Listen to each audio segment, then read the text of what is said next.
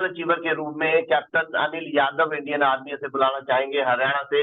तो जोरदार तालियों के बीच में मैं स्वागत करना चाहूंगा captain Anil Yadav. Please welcome on the stage. Welcome sir.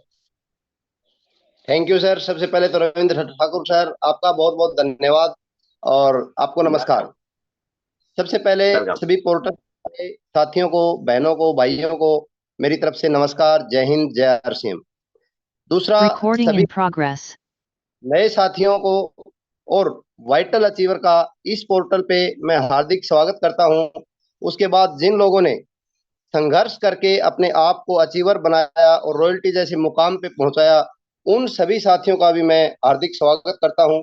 उसके बाद उनका स्वागत है जिन्होंने अपने आप को इस नेशनल पोर्टल पर आने के लायक बनाया, यानी टेक्निकल अचीवर बनाया, और वो यहाँ पे आज अपनी स्टोरी पूरे हिंदुस्तान के सामने बताने में के लिए तैयार हो गए हैं और बता रहे हैं। उसके बाद मैं उन लोगों को दंडवत प्रणाम करता हूं जिन्होंने रॉयल्टी और टेक्निकल बनाने का कारखाना लगा रखा है, जिसके अंदर अगर मैं मेरी सीरीज में बात करूं, आप सब लोग अपनी अपनी सीरीज को अच्छे से जानते हैं। उसमें सरदार शमशेर सिंह, पवन शर्मा जी, किरणपाल शर्मा जी, जर्नैल सिंह जी, प्रमोद गुलाटी जी और बहुत बहुत बड़ा जिन्होंने मिशन चला रखा है आदरणीय राकेश शर्मा जी, इन सब का मैं बहुत दिल की गहराइयों से दंडवत प्रणाम करता हूं। इसके बाद बात आती है स्टोरी की। दोस्तों, इस बिजनेस में करने के लिए दो चीजें बताई गई थी कि पहला, आपने इस बिजनेस में सामान खरीदना है और दूसरा, इसके बारे में लोगों से बात करनी है। और ये दोनों चीजें मेरे लिए कहीं भी फिट नहीं हो रही थी। कारण क्या था कि मैं ऑलरेडी आर्मी में नौकरी कर रहा था, एक अच्छे पद पे था, जहां ये सामान खरीदने के लिए, जो घर के सामान खरीदने हैं, ये सामान खरीदने के लिए भी मुझे नहीं जाना होता था। मुझे सरकार की तरफ से एक बंदा ऑलरेडी डिटेल था जो मैडम से दिन में 3-4 बार पूछता था कि मैडम क्या चाहिए, कैंटीन से लाना है, दूध लाना है, जो भी लेके आना है। तो मुझको यार ये बताने वाला जो बंदा है, ये मेरे अंदाजे से इससे ज्यादा बेवकूफ आदमी कोई नहीं हो सकता।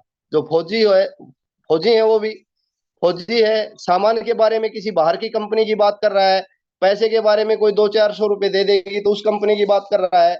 क्योंकि मैं अपने आप को एक नॉर्मल जो होता है ना कि बड़ी तोप मान लेते हैं लोग, कि फौज में मेरा एक अच्छा ओहदा था। मैं उस टाइम पे TIGM था, technical instructor gun and missile. मुझे लगता था कि मैं आर्मी में ऑफिसर को पढ़ाता हूँ, JCO को पढ़ाता हूँ, जवानों को पढ़ाता हूँ, तो ये एक आम सा आदमी मुझे क्या पढ़ाने आया है, और वो भी प्रोडक्टों के बारे में जो कैंटीन में हमें ऑलरेडी मिल रहे हैं। दूसरा क्या था कि जब आदमी के पास थोड़ी सी फाइनेंशियल स्टेटस ठीक ठाक सी होती है, तो भी आदमी किसी दूसरे की बात सुनने के लिए तैयार नहीं होता।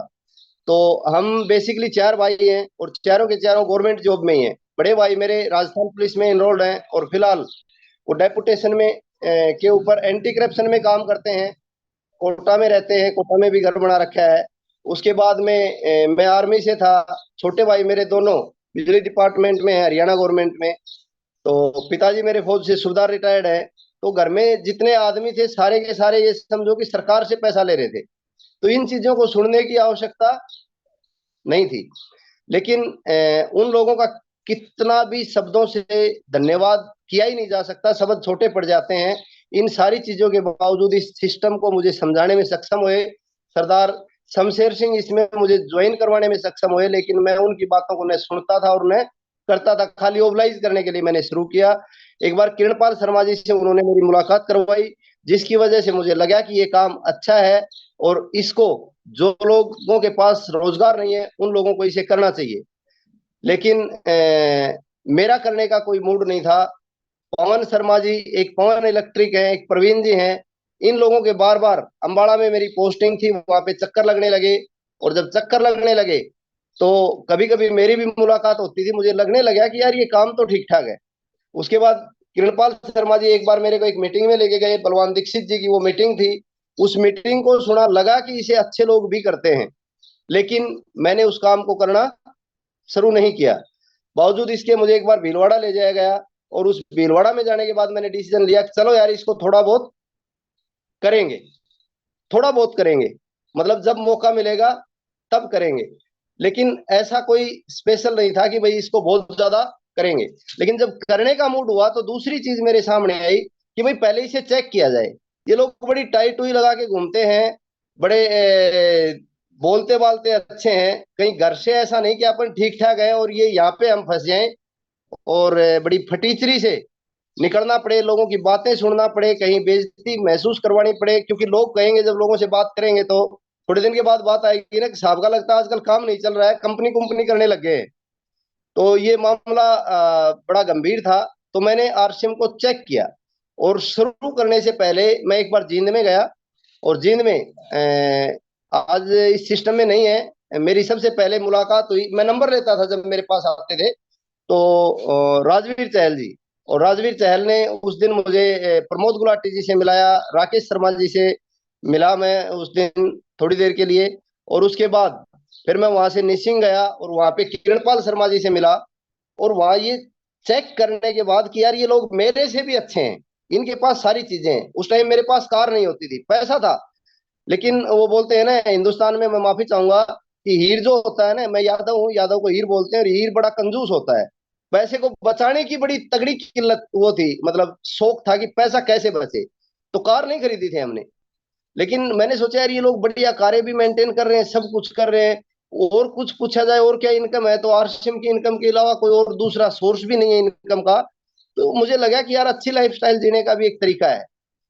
तो मैं इनको चेक करने के बाद फिर मैंने निर्णय लिया कि अब मैं इस काम को करूंगा। और मैंने जब करना शुरू किया तो ओबियसली मेरे चारों तरफ कैंटीन थी, लेकिन मेरी पोस्ट की वजह से, मैं जिस रैंक पे था उस रैंक की वजह से बहुत सारे लोगों ने इस बिजनेस को ज्वाइन किया। जिसके आगे चर्चा कर दी उसी आदमी ने इसको ज्वाइन किया। और मेरे साथ बहुत सारे सूबेदार साहब ज्वाइन हो गए। उसके बाद में बहुत सारे हवलदार ज्वाइन हो गए, बहुत सारे सिपाही ज्वाइन हो गए। और ये कह के ज्वाइन होते थे जब यार साहब कह रहे हैं तो फिर कर लेते हैं, कहीं ना कहीं तो मामला ठीक ही रहेगा, जाना आना तो कुछ है नहीं, एक किट लेनी है ले लेंगे, 1500 रुपये लगते हैं, क्या फर्क पड़ता है। तो उस तरह से ज्वाइन हुआ। और मेरे साथ एक व्यक्ति आया, उसका नाम अभी भी मुझे याद है, सुधाकर मुंडे। सुधाकर मुंडे का तो काम ही था शाम तक 10 15 20 लोगों से पैसे इकट्ठे कर लेना और सब किट लेके आनी है, आज 5 लेके आनी है, आज 10 लेके आनी है, आज 15 लेके आनी है, इस तरह से। लेकिन इस तरह से, लेकिन उन लोगों ने एजुकेशन नहीं ली। और एजुकेशन न लेने के कारण, जानकारी न लेने के कारण, जब 2011 में इस सिस्टम के साथ में जो इंसिडेंट हुआ, उस टाइम पे वो मैक्सिमम लोग पोस्टिंग में भी पिछड़ गए और बिजनेस में भी दूर चले गए। तो ऐसा सभी के साथ हुआ। बट मेरे साथ कहानी अलग होगी कि मेरी पोस्टिंग जोधपुर में होगी थी। और जोधपुर में होने के कारण मैंने वहां भी कुछ लोगों के सामने चर्चा कर दी। और वहां कुछ लोगों ने मुझे ये कह के आरसीएम बिजनेस ज्वाइन कर लिया कि साहब ये कंपनियां वंपनियां चलती वलती कुछ नहीं है, बाकी आप काफी मोटिवेटेड हो गए हो, इसमें बात 1500 रुपए की नहीं है, पहले तो ये 1500 रुपए लो, हमारी ज्वाइनिंग करवा दो, बाकी हम आपको बाद में बताएंगे। तो मैं चलो ठीक है, कोई बात नहीं, आप लोग ज्वाइन कर लें, उसके बाद फिर देख लेना। मैंने कंपनी को देखा है भीलवाड़ा तक में, कंपनी कहीं जाने वाली नहीं है। जो जाने वाली कंपनियां थी वो और हो सकती हैं। और उससे पहले मुझे डायरेक्ट सेलिंग का कोई बहुत बड़ा अनुभव भी नहीं था, मैं जानता भी नहीं था नेटवर्क मार्केटिंग क्या है, नेटवर्क क्या बनाना है, ये घोड़े से बना बना के सामान सीधा आता है। अब जैसे उन लोगों को मैंने ज्वाइन करवाया था, 15 दिन के बाद ये 2011 का इंसिडेंट था, ये इंसिडेंट हुआ। और जब ये इंसिडेंट हुआ तो वो दोनों लड़के, उसमें से 2 लड़के सुबह सुबह 6 बजे मेरे रूम पे पहुंच गए। मैं उठा था 5 बजे, थोड़ा सा घूम घाम के आके दोबारा लेट गया था कि आज संडे है। और ये हादसा हुआ था शनिवार को शाम को। तो मेरे पास आए, उनके पास 2 अखबार अपने काख में उन्होंने बिस्तर दे रखा, कम्बल चद्दर और दरी, और ड्यूटी से आए थे वो, और उनके हाथ में अखबार, एक दैनिक भास्कर और एक राजस्थान पत्रिका। दरवाजा बजाया, जय हिंद साहब, जय हिंद साहब। मैंने सोचा यार आज कौन आ गया शनिवार संडे को भी इतना जल्दी। और जब उन्होंने आके, मैंने दरवाजा खड़ा हुआ, दरवाजा खोला, तो उन्होंने मेरे सामने अखबार किया, और अखबार की हेडलाइन में ऊपर बड़े बड़े अक्षरों में लिखा था कि आरसीएम बिजनेस के फाउंडर 2000 करोड़ का घोटाला करके गायब, फरार हो गए। जब ये बात मैंने, उन्होंने मुझे बताई और जब मैंने सुनी, तो मेरा कॉन्फिडेंस लेवल ठीक था, मुझको ऐसा हो तो कुछ नहीं सकता, बट फिर भी कुछ ना कुछ तो हुआ जब दो दो अखबारों में इतनी बड़ी खबर छपी है। तो मैंने उनको कहा कि दोस्त कोई दिक्कत नहीं है, आपके 1500 रुपये लगे हैं, आप 1500 रुपये मेरे से ले लेना, ज्यादा डिस्कस करने के कोई वो नहीं है। अभी आप आए कहाँ से हो? बोले साहब हम ड्यूटी से आए थे, और गेट पे अखबार वाला आया था ना, हमने अखबार को जैसे ही देखा तो बोला चलो पहले साहब से ही मिल लेते हैं, साहब का भी रूम नजदीक ही है। तो मैं उनको देख के और वहां से उनको मैंने कहा कि ठीक है जाओ, कोई बात नहीं, आप तैयार व्यार हो जाओ और फिर बाद में मैं बात करता हूँ आपको कि मुद्दा क्या है। तो मैंने वहां से फोन किया चहल सर को कि सर ऐसे ऐसे बात है। तो उन्होंने बहुत अच्छे तरीके से मुझे बताया कि सर ऐसा कुछ नहीं है, किसी पॉलिटिकल एजेंडे की वजह से किसी ने पैसा मांगा था, टीसीजी ने देने से मना कर दिया, उन्होंने जांच करवा दी और ये मामला सॉर्ट आउट हो जाएगा 5-7 दिन में, तो इसमें कोई घबराने की और डरने की जरूरत नहीं है। तो मैं कहा चलो ठीक है। अब वो लड़के तो दिन में कहाँ रुके, लोगों को तो मौका चाहिए। वो दिन में फिर मेरे से घूम घाम के मिले, बोला साहब क्या हुआ। मैं भाई देखो ऐसे ऐसे बात है, सच्चाई तो ये है, बाकी देखो समय लगेगा किसी भी चीज को क्लियर होने में। और ये क्लियर होने लगा। फिर मैं 2-4 बार कभी कृपाल सर से, कभी पवन सर से मैंने बात की, सर क्या हो रहा है क्या हो रहा है। लगभग इसमें 1 सप्ताह बीता और 1 सप्ताह के बाद इन्होंने मुझे हरी झंडी दी कि बोले यादव साहब आपकी पोस्टिंग कहाँ है। तो मैंने बोला कि मेरी पोस्टिंग सर जोधपुर में है। तो बोले इसका केस तो जोधपुर हाई कोर्ट में चल रहा है, आप तो एक्चुअल लाइव देख सकते हो, वहीं पे पेशी वेशी जो कुछ होना वहीं पे होती है। तो मैं चलो ठीक है। तो बोला सोमवार को वहां पे आएंगे, टीसी सर भी आएंगे और वहां पे बातचीत होगी। तो मैं चलो सोमवार को जाते हैं। तो मैंने ऑफिस से जैसे तैसे बहाना बढ़ाया और मैं लगाई ड्रेस अपनी। और जब स्टार टूर लगे होते हैं ना कंधों के ऊपर, तो फिर कोई रोकता भी नहीं है, तो मैं चला गया उस रूम में। उससे पहले मैं कभी कोर्ट मैंने देखा भी नहीं था कैसे होता है कैसे नहीं होता है। और वहां पे जब जो बातचीत हुई, उन बातचीतों को सुनने के बाद लगा कि भाई हम एक बहुत मजबूत आदमी और मजबूत कंपनी के साथ हैं, जिसके वकील ये कह रहे हैं कि भाई देखो हमने अगर कोई गलती की है तो या तो हमारी गलती बताई जाए और या हमारे काम को शुरू किया जाए। अगर हमारी गलती है तो हम किसी से माफी नहीं मांगेंगे। पहले किसी इंडिविजुअल की या गवर्नमेंट की का कोई नुकसान हुआ है तो पहले हम उसकी पूर्ति करेंगे और उसके बाद उस गलती को दोबारा नहीं करेंगे। तो मुझे यार बहुत मजबूत लोग हैं, बहुत मजबूत कंपनी है और बड़ा विचार तो है ही, ये तो समझ में आता है, और बड़ा इंफ्रास्ट्रक्चर भी है।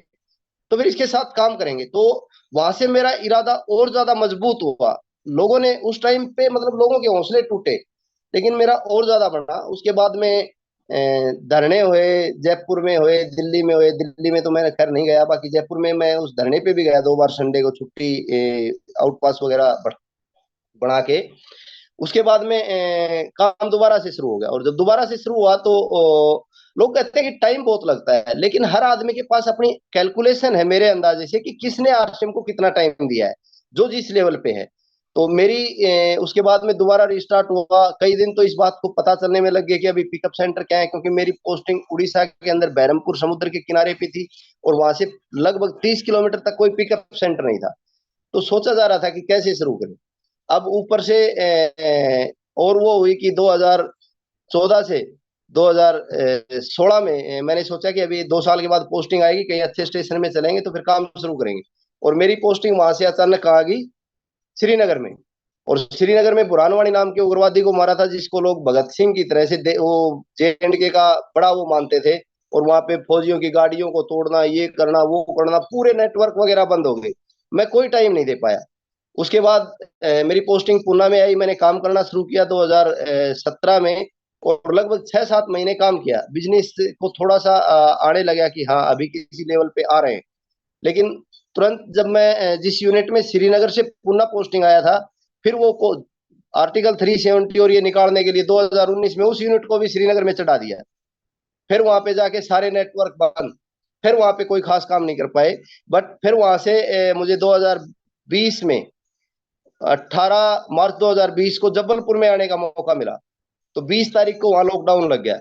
लेकिन उस लॉकडाउन में मेरे साथ काफी लोग थे और वो सारे के सारे लोग भी ठाली थे और हम भी ठाली थे। और दूर बैठ बैठ के, जैसे कोविड में बातें नहीं करते हैं, वैसे ही खाना तो सब खाते ही थे, बातें तो सब करते ही थे, पर थोड़ी दूर बैठ बैठ के।